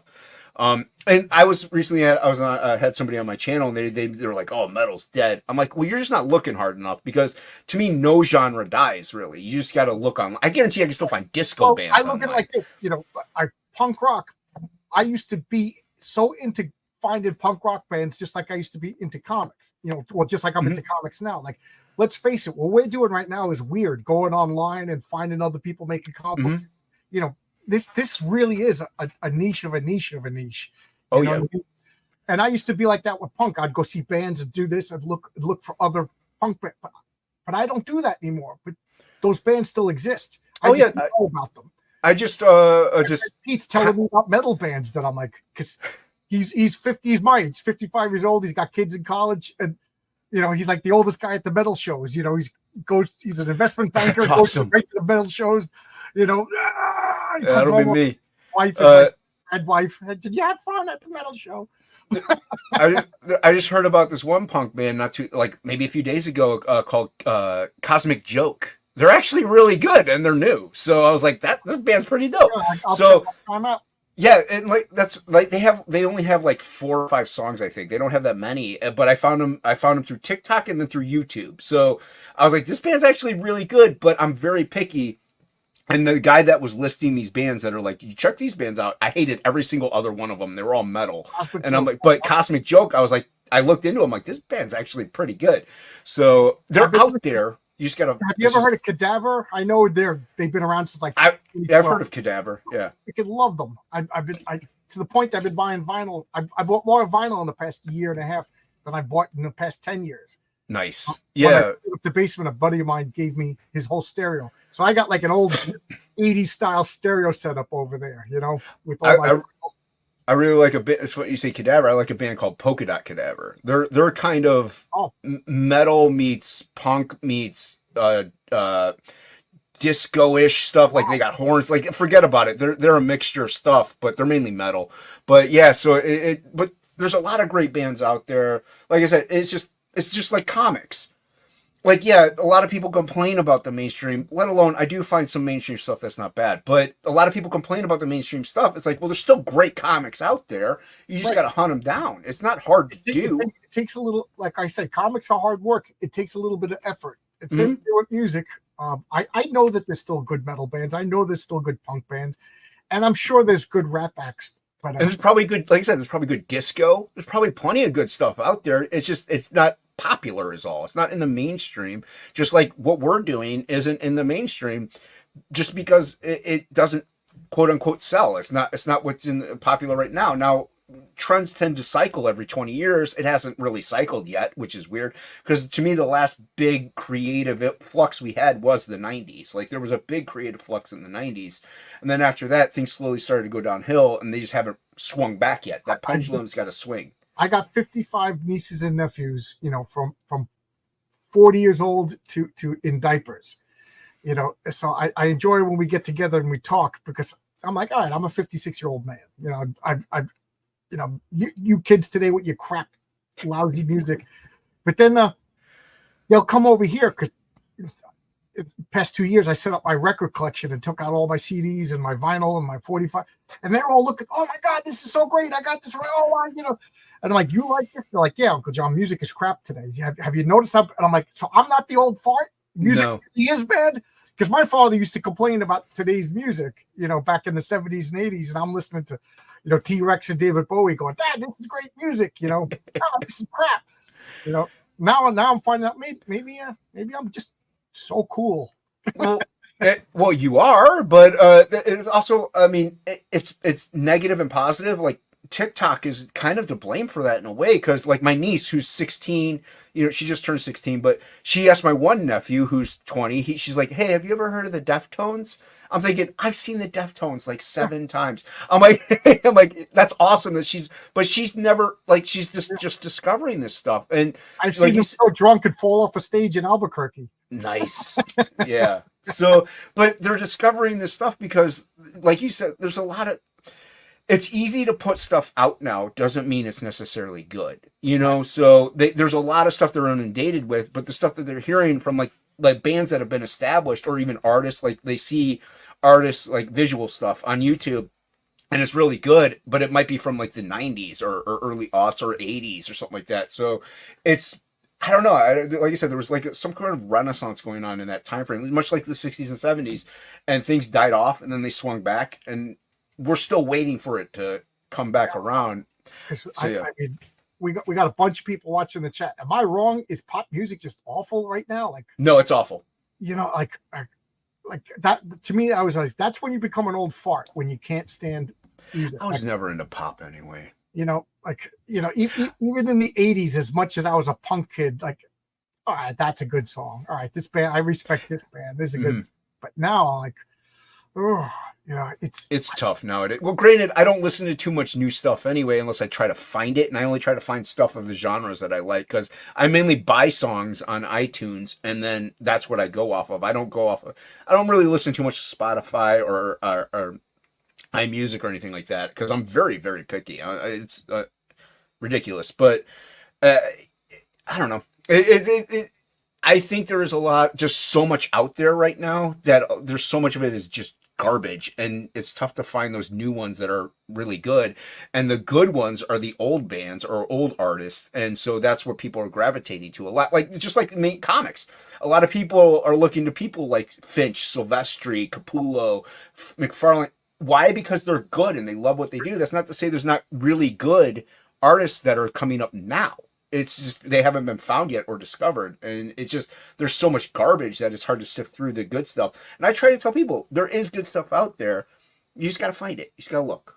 Last Monday, I had an afternoon conversation because he was in Britain with this guy, Adam Reeves, who's doing a comic called Trombone Man. And it's the story of Don Drummond, the saxophone player from Scott. Okay. and we just had like a 2-hour conversation. I just shut my mouth and listened to him. It was like a resource. This was a guy who wrote, nonfiction books about the Jamaican ska scene, about how there was now it escapes me the name of this, but there was basically like a juvenile delinquent center. If you were too poor or if you committed crimes and you were underage, you went to this boys' school in Kingston, Jamaica. We're talking from like the 40s to the 70s. And one of the things that they did was they had an amazing music program. And they were just like, if we get these kids, to learn music, they won't be trouble. And a lot of these kids, and they said that's where the whole Jamaica was big for jazz musicians. And then later on the ska. And I could have just listened to that for so long, just a whole conversation about music. That I always liked Jamaican ska music. Like when you're into punk, a lot of the 80s punk bands, like the Clash, they would tour with original ska bands like the Ska. That's interesting. You know what I mean? So you'd hear a lot of that music, but this, I was casually into it. And then I dated a girl before my wife who was from Trinidad, and that was like her dad's, like my dad listened to Frank Sinatra. Her dad listened to the old Rocksteady and stuff like that. So it was so fun to have this guy who was like a scholar on this talk to me. I could have listened to him all night long. And he was saying the same things. He goes, yeah, I'm not too interested in today's music. He goes, but a lot of people are reaching back and they're discovering the stuff because these guys were good. Like, when you're into comics, it's only a matter of time before sooner or later you're going to discover Neil Adams. Oh, without a doubt. And I think it's more or less the passion that the older guys, or even like stuff like even 30s and like older, like people who are 30 and older, they just had this passion about the art form, the comics, the music. They really loved it so much. Like, come on, dude, we're doing this and I have a full-time job, but I'm still doing this. I'm not making any money, but I love it so much that I'm willing to just do it. Like, I want to get paid, don't get me wrong, but same thing with music. And I have so many friends that are in bands. Dude, they're like, okay, I got to go to my gig, and then the next day I got to wake up to inspect fire hoses. Like, you know what I mean? So it's like they love it so much. Like, oh, I got paid enough for gas money. Like you do it because you just like. I got a buddy at work. This guy Johnny, like he comes to work. He's an electrician, and he's like a zombie. How you doing? It's me at work. You were gigging last night? Yeah. And then you go to the bar. And he's on stage singing passionately, playing guitar, and he's so lively. And then in between sets, he's talking to everybody. But then you see him; he would rather devote his energy towards to do what he loves. But that don't pay the bills, unfortunately. Unfortunately, it doesn't. And that is well. The other thing, I'm thankful that my job is very robotic, so my mind can kind of wander. And 90% of the day, I'm thinking about drawing or what I could do with this comic idea or that comic idea, or what image I could concoct later tonight for just a regular, just fun old piece. So it's soul sucking, because it's like, this is what feeds us. This is our drug. This is our life essence, is the art, is that art form. And to not be like doing it for a living, it doesn't physically hurt, but it spiritually hurts, So a lot of us that are doing this, we do it because we almost have to. Like, I tell everybody, if I go fully blind, I don't know, I'll write, I'll learn to play guitar, I'll be a blind sculptor. I don't know. I got to do something that's creative in some way, shape, or form. Because if I go even more than a day without drawing, I feel like crap. I just feel like I wasted my life. I feel bad whenever I and I think everybody should every now and then, play a video game, watch a movie, do something. Right. You got to get away. But if I do that and I'm like, oh, I didn't draw anything at all today, but I'm tired and I got to go to bed because I got to work the next day, I feel like I just didn't do anything, even though you need that time to recharge. I didn't write anything today. I was just a disgusting potato, and and like you said, you feel like a potato. I get it. I get it. And like I said, you look like what's his name? Jeez, now why is this actor's name? From the Thing. Oh, Kurt Russell? Yeah, you look like Kurt Russell. Well, thank you. That's a huge compliment. You got a Kurt Russell going. He's a handsome lad. So thank you. Have you seen? You look like Kurt Russell in Bone Tomahawk. I haven't seen Bone Tomahawk. I hear it's great. I get Don't Scotty watch it in. with your wife. Don't watch it with your mom. I've gotten Scotty in before because I used to shave the beard and just leave this. I've gotten Scotty in. I've gotten a few people. Kurt Russell's the first though, so thank you.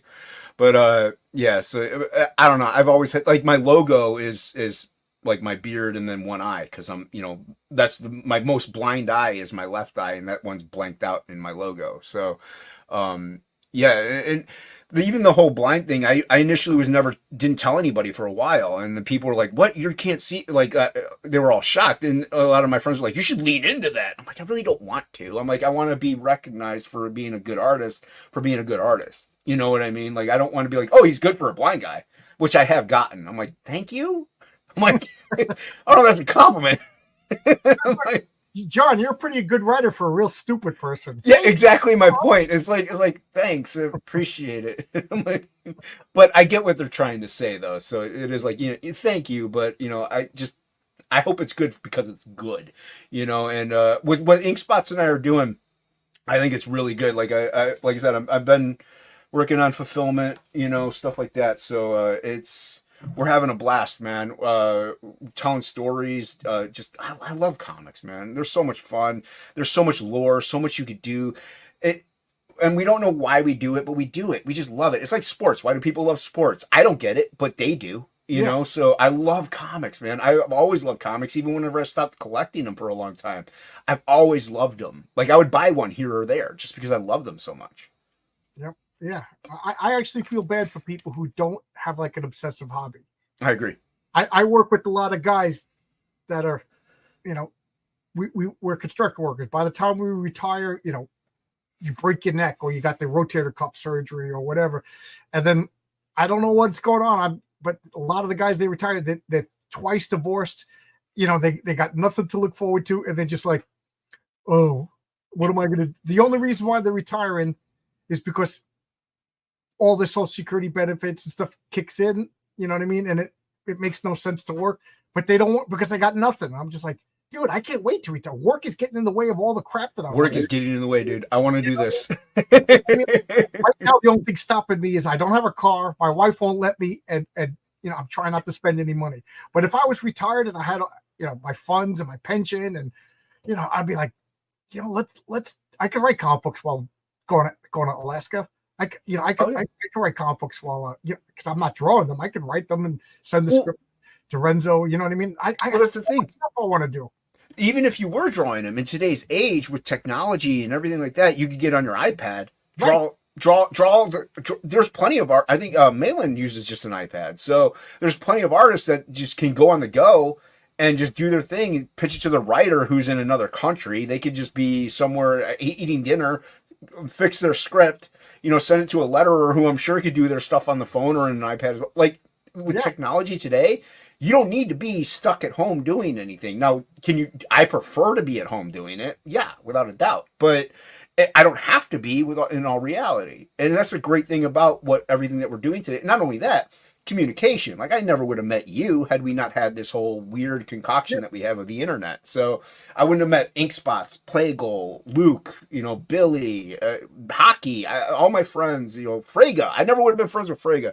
Shelby Robertson. I'm friends with Shelby Robertson. That's so weird to say. Bancroft in another country. Like I never would have met any of these people had it not been for this. Like, yeah, there's some negative crap that comes along with this. You got to tune it out and just try to find the good. The negative stuff is easy to avoid. It's so easy to avoid. And if I was working and I wasn't sitting home, with trying not to do anything because I wouldn't have got drawn into my negative drama the past 2 weeks. I don't know if you know what I'm talking about or not. But if I was working and like came home and like was grounded and hanging out with people, then I saw that somebody was busting my chops, I would have been like, that's kind of pathetic, But since I'm sitting at home and I'm like, I'm not gonna respond. I'm not gonna respond. But after 8 hours of thinking about not responding, you're like, I got the perfect response now. Yeah. You know what I mean? But if I came home tired, or me and my wife were gonna go out to dinner and hang out with my friends. Well, that's the other thing. Like, and like you say, because you're at home, you're kind of stuck. So you think, but I'm at work for 8 hours. I come home. eat dinner, gym, whatever I do, I draw. So I'm not on Twitter as much or Facebook or any social media sites. I'm on there every now and then. But also being blind, I really can't read what people are saying. I can see the pretty pictures. So that's why a lot of stuff I'm liking is all my feed, dude. Is my algorithm's triggered for artwork. Now's your chance. I can't see it, so I'm like, I don't know what they're saying. In order for me to see it, I have to turn the magnifier on my phone and hold my It's like I'm not doing that, and I got too much to do. I'm busy working, shipping, getting stuff out, so I just can't. So I'm kind of fortunate being blind because I can't see the drama. The secret to avoid drama is to avoid telling others what to do. Yeah, true. Oh well. No, it's not. It's easy to avoid it, but it's hard to stay positive. There's plenty of stuff that can get you down. But I still say, do your best to try to stay in that enlightened state.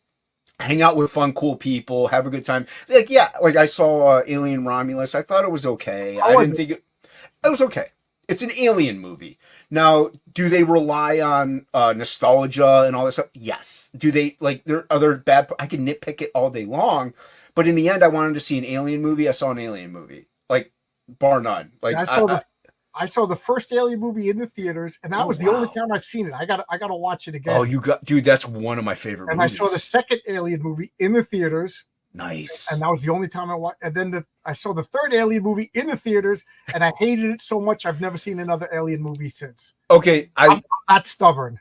Alien one of my favorite movies of all time. Yeah, I gotta watch it again. So good. People were talking about it. I'm like, I don't remember that scene. No, it's like people are like Romulus is the best. No, you guys are stupid. Alien 1 is the best alien movie there ever was, and one of my favorite movies.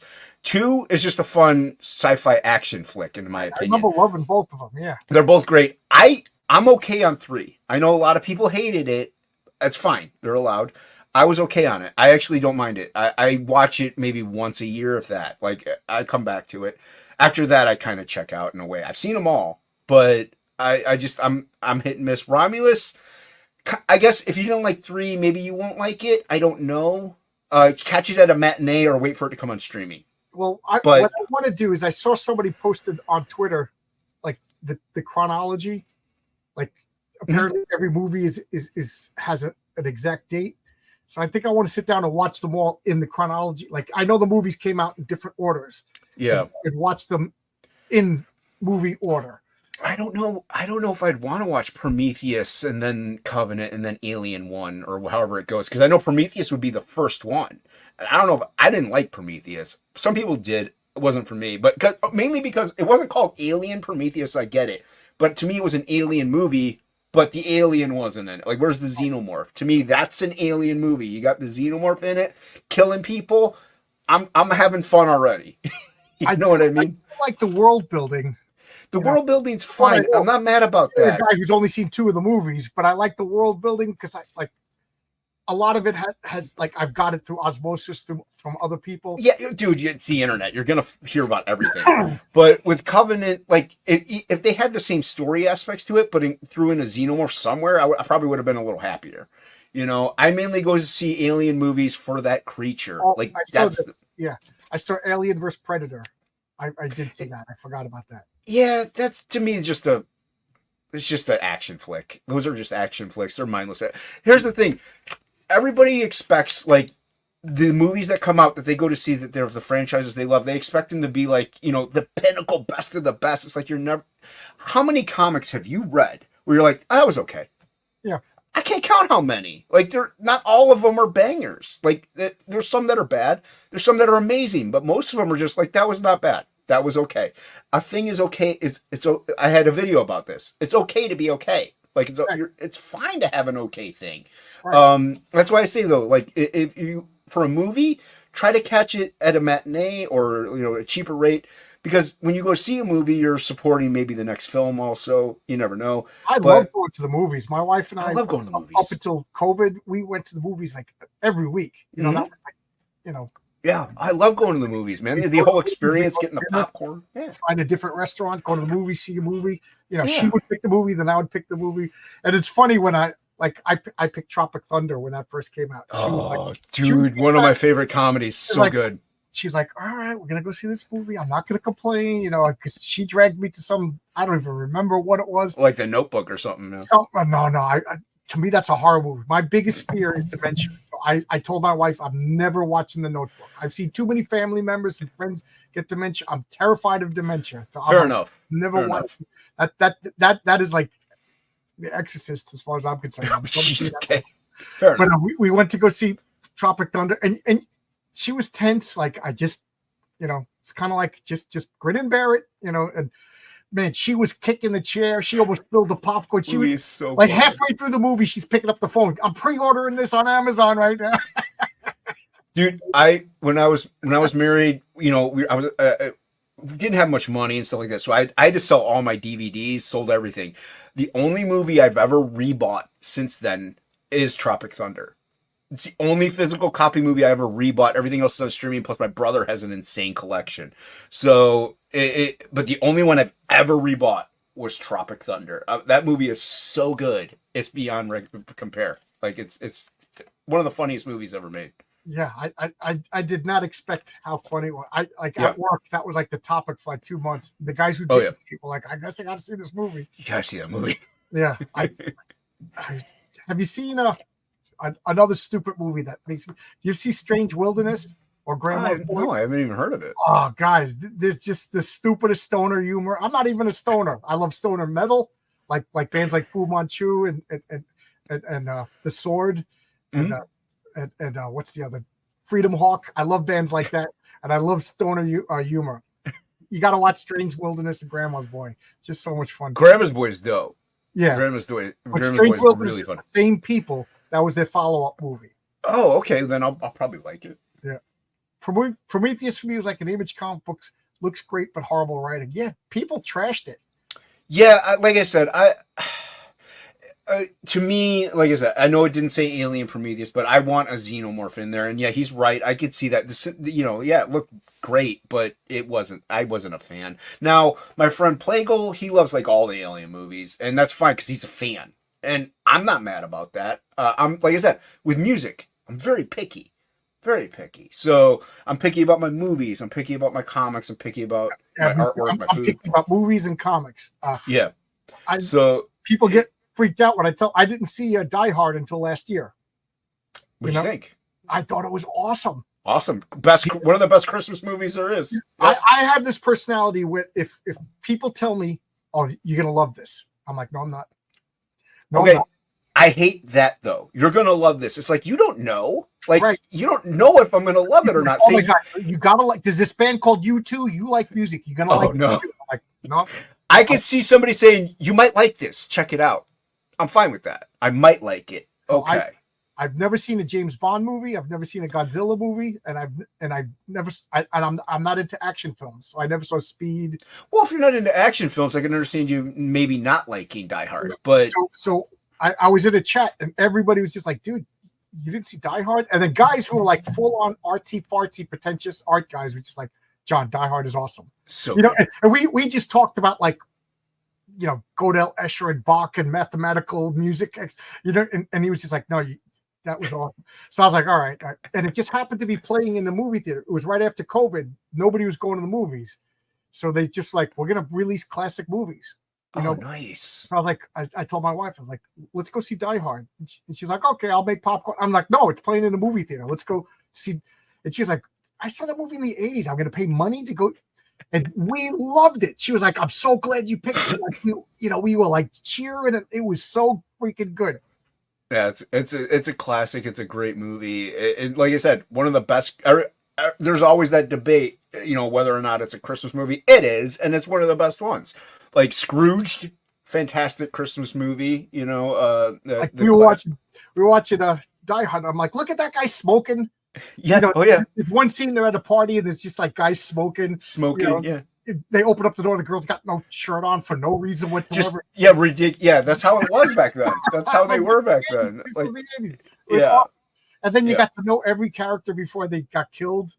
Mm-hmm. And what I really liked about it was to me, that was like the best Batman movie because I don't like this Batman can beat up anybody. I like the Batman who's smart. He sneaks. He's vulnerable. you know, like the 80s Batman by Jim Aparo and Mike W. Barr. Like I always like you see him land on the building and there's a street fight.